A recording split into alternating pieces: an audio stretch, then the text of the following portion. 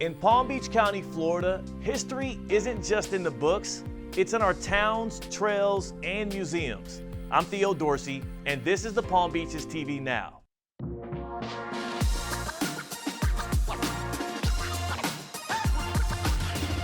Today, we're spotlighting Palm Beach County's Black Cultural Heritage Trail, a self-guided tour that connects places, people, and stories that shaped our community.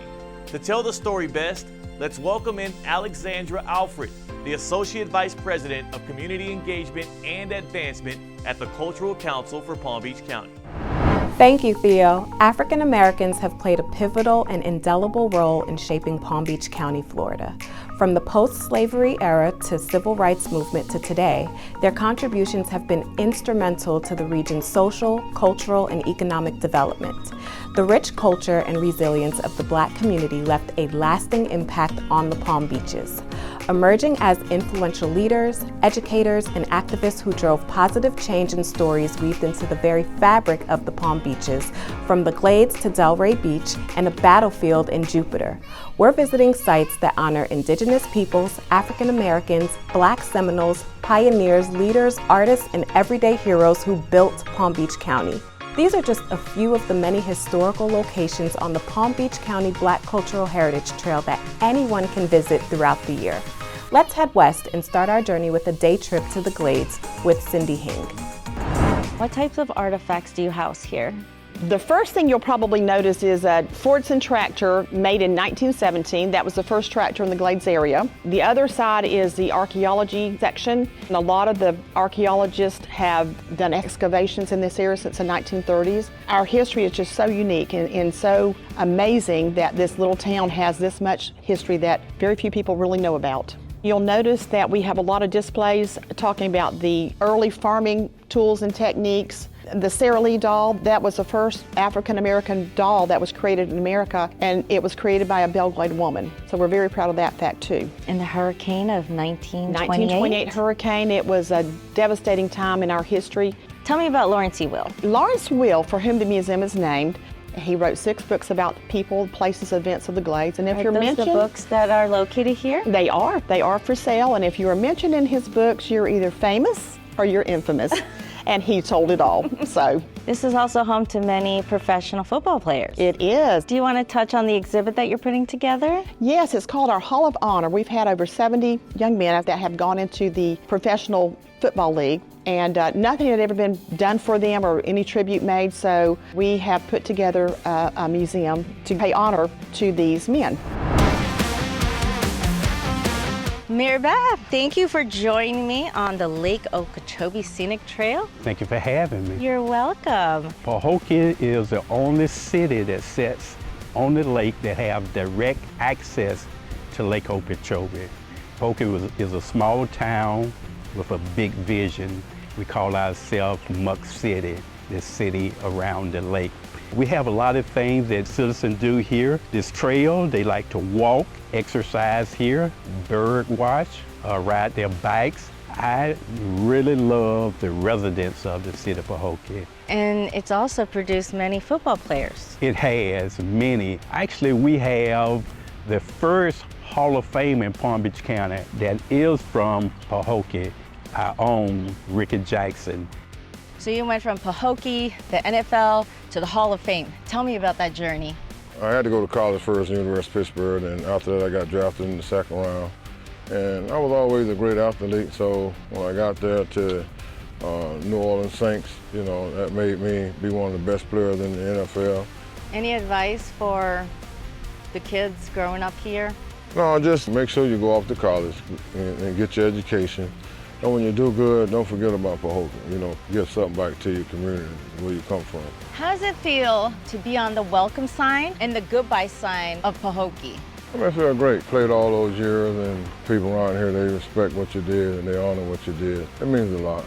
Spent a whole time with Ricky Jackson, NFL Hall of Fame in 2010, so. Yeah.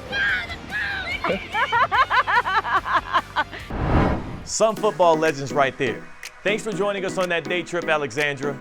Now, from one museum that recognizes gridiron stars to one that showcases the county's rich heritage, let's catch up with host Linda Bright of the Bright Life of the Palm Beaches at Spady Cultural Heritage Museum. This Delray Beach Museum is celebrating 25 years of bringing people together to learn and celebrate Black history. A visit to Delray Beach wouldn't be complete without a stop at Spady Cultural Heritage Museum. Tracy. Hi. Tucked into the historic West Settlers District, the museum is dedicated to sharing Black history and culture in Palm Beach County. Good to see you, Linda. Nice to meet you. Thank you. Welcome to the Thank Spady you. Cultural Heritage Museum. Thanks so much. Let me show you what we have going on right now. Spady's exhibitions feature Black artists from all over. The work is exciting and thought-provoking.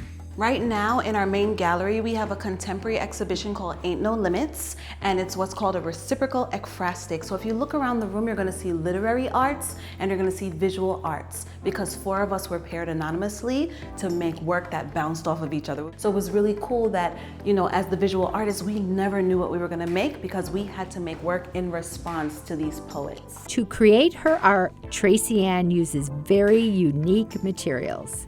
No matter the medium, the art paired with the written word is poetic and spiritual. I'm really curious about the inspiration for this piece. This is an installation that represents a dream in response to Neudi Carolina Nunez asking questions like, where do our wishes and prayers actually go to? So it made me start thinking about ancestral time zones. Like, are my wishes and prayers actually going to my ancestors? I hope they are, and that's what this piece here is about.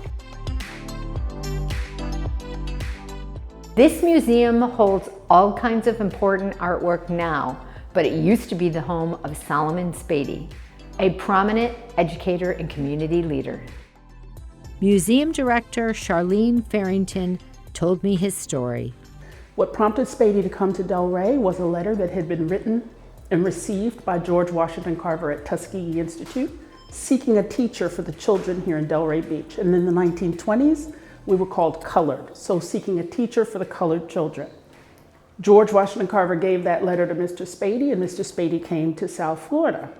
So this is where they lived. We're actually sitting in what was Mr. Spady's living room right now. So this is where he and his wife lived until she passed away before he did. He retired in 1957. 40 years later, arrangements were made to renovate the house and make it a museum. Now it's a center stage for all kinds of events. We do, obviously, exhibitions. We change maybe 3 to 4 times a year. We offer walking tours of the historic district that we're in. We offer bus tours of all 5 of the historic districts in Delray Beach. So we celebrate Kwanzaa and MLK's birthday and Black History Month and Emancipation. And then we do lectures, we host book signings, exhibit openings, and author talks, and artist talks, and community workshops. We are always, always, always busy here, engaging in and sharing culture and cultural history. The Spady Cultural Heritage Museum is open every week, Tuesday through Saturday. It's a rich historical and cultural experience you won't want to miss. Our final stop takes us to a place where the landscape is beautiful and the history is complex and powerful. Donnell McCant from Parks in the Palm Beaches takes us to the Loxahatchee River Battlefield Park. It's really neat to be a reenactor and be able to reenact on the actual battlefield where the battle took place. That's very special to a reenactor. And it's really nice to be able to portray that history and to show people what things were like in that time period. Some of it was good, some of it was not, but it's nice to show people what it was like during that period and kind of the reason why we're here the way we are, why things turned out the way they did, and understand what happened before we came along. The land around Loxahatchee River, where Riverbend Park is located, has a long history of Native American occupation. The Seminole and Miccosukee tribes were among the indigenous peoples who inhabited the region, relying on the river's resources for sustenance. We're really just trying to present our history from what's been passed down generation to generation, as they say. In historical context, we didn't have written language. We spoke language. So it was important to spend time with people, to learn from them. And I tell people all the time when they meet Seminoles, If they're traditional, there's also non-traditional Seminoles who just live like modern day people. But traditional Seminoles, they're a little, and so these things that have been passed down to us about not just the land in Florida, but the people who have been here. We've seen other cultures come here. We were here when the Polynesians arrived on the shores of Florida and then left because they told us they were looking for a land of their own to call home. What a journey. If you're ready to connect to the history and people who came before us, you're invited to follow the Palm Beach County Black Heritage Trail and explore those sites yourself. You can watch these full segments with Cindy Hing, Linda Bright, and Donnell McCann at these locations anytime, on demand, on thepalmbeaches.tv. Until next time, keep discovering, keep learning, and keep celebrating the culture of the Palm Beaches. I'm Theo Dorsey, and this has been the Palm Beaches TV Now.